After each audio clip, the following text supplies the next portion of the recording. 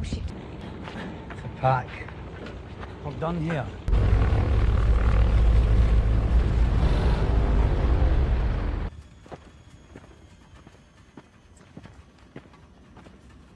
Assalamualaikum. Halo, berjumpa lagi dengan kami di ZL Multimedia. Oke, tanpa basa-basi lama lagi kita langsung pada intinya. Kali ini kita akan bahas sebuah film yang berjudul Flight of the Phoenix, dirilis pada tahun 2004 yang disutradarai oleh John Moore. Film ini mengisahkan tentang suatu keadaan terjadinya sebuah kecelakaan pesawat terbang, di mana pesawat ini diterbangkan oleh seorang pilot yang bernama Frank. Frank sendiri sudah diakui banyak orang tentang keahliannya dalam mengemudikan pesawat terbang. Sampai pada suatu saat Frank ditugaskan untuk membawa beberapa orang dan bahan baku makanan ke suatu tempat. Persiapan yang dilakukan tak jauh berbeda dengan persiapan-persiapan seperti biasanya. Sayangnya dalam penerbangan ini terjadi perubahan cuaca secara drastis yang mengakibatkan pesawat jatuh di tengah gurun pasir. Oke, langsung saja ke filmnya. Scene diawali dengan pertemuan antara Frank dan Kelly. Kelly adalah pemimpin dari sebuah perusahaan pertambangan yang gagal, di mana Kelly dan kawan-kawan dijemput oleh Frank karena misi mereka menemukan sumber minyak di daerah itu gagal.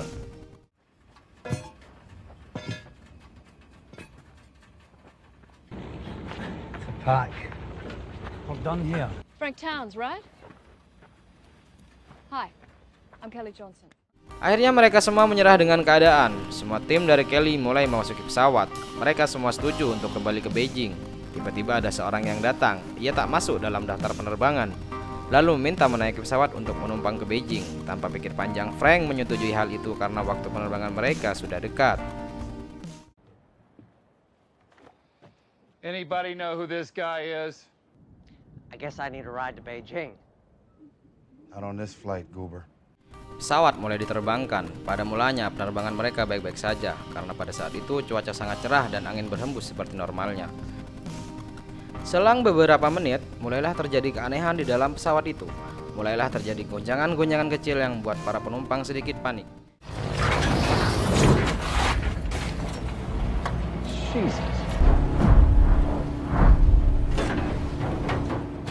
Di area kokpit, Frank dan Joe melihat ada badai pasir besar yang menunggunya di depan. Rupanya ada perubahan cuaca yang secara drastis. Frank memutuskan untuk menerobos badai itu. Lalu datanglah seorang penumpang asing tadi, memberitahu untuk tidak mencoba menerobos badai. Hal itu ia katakan karena beban pesawat yang terlalu berat, sehingga sangat sulit untuk bisa bertahan melawan badai. See, I believe you're too heavy. Will you deal with this? Excuse me. You planning on flying over the storm? Frank yang sudah terkenal dalam dunia penerbangan tak menghiraukan kata-kata penumpang tersebut. Ia malah memilih untuk menerobos badai yang berada di depannya. Alhasil pesawat berguncang dengan sangat keras. Beberapa bagian pesawat mulai lepas karena tak kuat menahan kecepatan badai yang sangat besar. Bukannya putar balik, Frank malah memutari badai tersebut. Dan ternyata badai itu sangatlah besar dan sangat sulit untuk ditembus. Pesawat itu sudah tak kuat lagi melawan badai. Bagian pesawat sudah mulai rusak. Parahnya lagi, baling-baling pesawat rusak dan terlepas. Setelah Frank memutuskan untuk melakukan pendaratan darurat, mereka semua sudah pasrah dengan keadaan terburuk. Sekuat tenaga Frank mengendalikan pesawat sampai pada akhirnya mereka mendarat di sebuah gurun pasir yang sangat luas.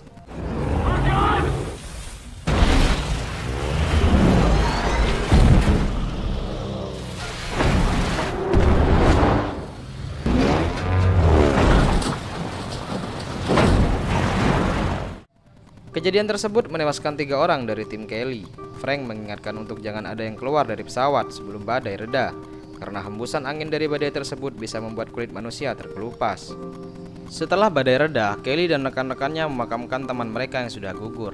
Lalu Frank dan Joe mulai mengumpulkan pasokan air juga makanan yang berada di dalam pesawat. Kabar baiknya, persediaan logistik mereka cukup untuk 1 bulan. Makanan mereka cukup untuk 3 minggu. Kabar buruknya adalah radio dari pesawat rusak, terbakar saat kecelakaan. Pesawat mereka juga bukan pesawat modern, jadi mereka tidak bisa memberi jejak lewat satelit atau meminta bantuan. Di sini mereka hanya akan menunggu dan berharap akan ada yang menjemput, karena mereka juga tidak bisa apa-apa, terjebak di tengah gurun pasir.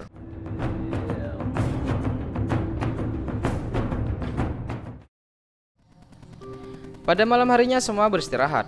Davis keluar untuk buang air kecil, tetapi ia terperosok ke dalam jurang dan tak bisa kembali lagi.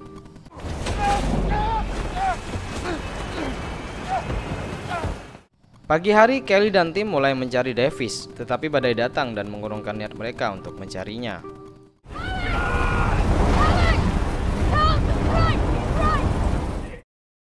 Scene berpindah di mana orang-orang ini sedang berebut air minum yang tumpah. Lalu Elliot datang. Dia mengutarakan sebuah ide, yang dimana ide gilanya itu sulit untuk diterima. Elliot mengajak mereka untuk membangun ulang pesawat, karena sebelumnya Elliot sudah mengecek bagian-bagian yang masih bisa digunakan. Pesawat itu bisa dibangun ulang. Elliot yakin dengan hal itu, karena dia adalah seorang perancang pesawat terbang. And while the port area of the tail unit at the forward end of the starboard boom, this boom then becomes the fuselage.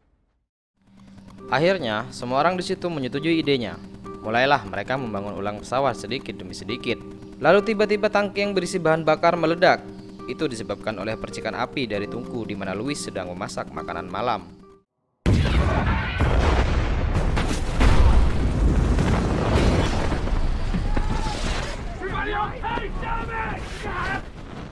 Mereka baru tersadar jika semua bahan bakar sudah meledak dan hanya tersisa sedikit saja yang masih berada di dalam pesawat itu.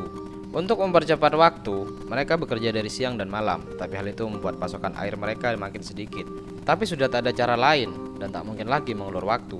Lebih cepat lebih baik dan meminimalisir risiko kematian mereka. Yeah, no pressure on me, right? Just a little bit. Elliot mulai mengukur jarak landasan pesawat untuk terbang. Dia mengukur dengan langkah kakinya. Elliot terhenti karena di depannya adalah sebuah jurang. Padahal landasan itu masih kurang beberapa puluh meter lagi. Hal itu tak ia katakan kepada teman-temannya agar mereka tak bertambah pesimis. Ketika semua orang sedang sibuk merakit pesawat, tiba-tiba Joe memanggil mereka untuk berkumpul. Joe memberitahu kalau di antara mereka ada yang mencuri pasokan air. Isi jerigen yang berkurang membuat Joe curiga jika salah satu dari mereka telah meminumnya secara diam-diam. I had a suspicion for the last few days, so I've been checking the levels. Setelah perdebatan, akhirnya Elliot mengaku minumnya karena dia yang harus berpikir keras untuk mendesain pesawat. Jadi Elliot butuh lebih banyak air. Ia mengatakan bahwa ia yang memimpin pembangunan pesawat ini dan tak butuh izin dari siapapun. Suasana menjadi keruh. Elliot hampir dibunuh oleh Frank. Tapi Elliot mengatakan jika mereka semua membutuhkannya dan tak ada orang yang penting selain dirinya. Elliot memukul Frank hingga buku catatannya terjatuh dan diambil oleh Frank. Everyone here is dispensable except me. Pada malam hari, mereka menemukan sebuah kelompok orang sedang berkemah. Frank mengira jika kelompok itu bisa menolong mereka. 3 orang dari mereka berjalan menuju ke kelompok itu untuk meminta bantuan. Tetapi dugaan Frank salah. Alec ditembak oleh kelompok itu. Untunglah Frank dengan sigap menyelinap dan membantu mereka. Frank berhasil menghabisi mereka. Ternyata kelompok itu adalah para perampok padang pasir yang sedang mengincar orang-orang tersesat atau sedang melakukan perjalanan.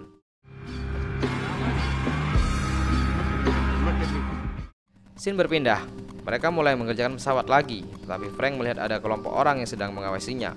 Frank dan JJ tak menghiraukan orang itu. Pesawat itu pun jadi dan siap untuk diterbangkan.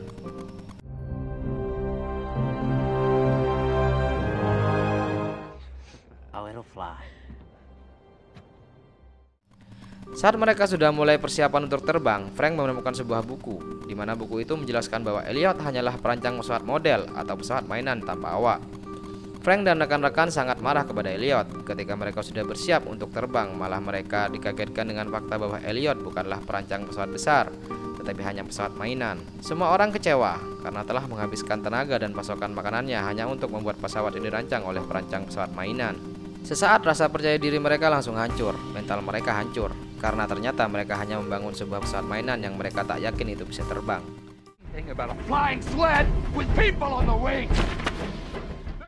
Elliot meyakinkan mereka bahwa rancangan pesawat itu sama antara besar dan kecil, jadi pesawat itu layak untuk terbang.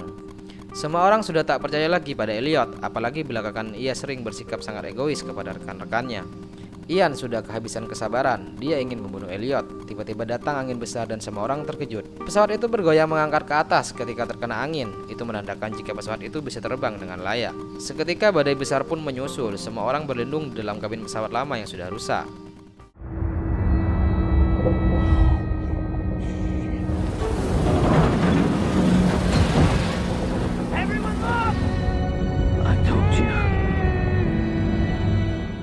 Penderitaan mereka tak berhenti sampai di situ.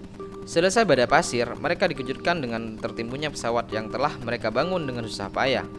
Badai pasir telah membuat pesawat tertutup oleh pasir. Mereka semua kembali pesimis karena pasokan air mereka sudah habis. Bahkan tak mungkin lagi mereka kuat untuk menggali gunung pasir itu. Frank mencoba memompa semangat mereka lagi. Frank mengatakan jika mereka akan pulang hari ini dengan pesawat itu. We built this plane We can sure as hell dig it out. Let's get the hell out of here. Akhirnya semua orang kembali berusaha mengeluarkan pesawat itu dari pasir, membersihkan dan mencoba menghidupkannya. Untuk menghidupkan mesin, mereka hanya punya 3 percobaan, dan sayangnya percobaan pertama mereka gagal.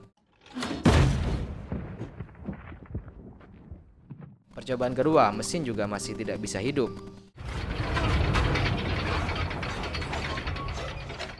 Dengan harapan dan kecemasan yang besar, Frank mencoba kesempatan terakhir. Akhirnya pesawat itu bisa hidup.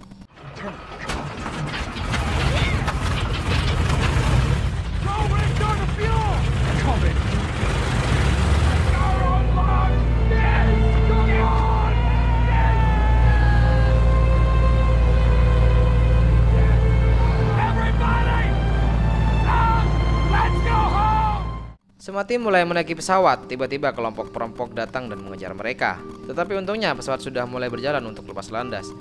Sampai tiba di ujung landasan, tepat di mana di situ ada jurang. Pesawat itu menukik tajam ke bawah, tetapi bisa kembali lagi ke atas untuk mengudara. Ya, pesawat itu berhasil terbang dan mengantar mereka untuk pulang ke rumah. Film is done. Tamat. Wow.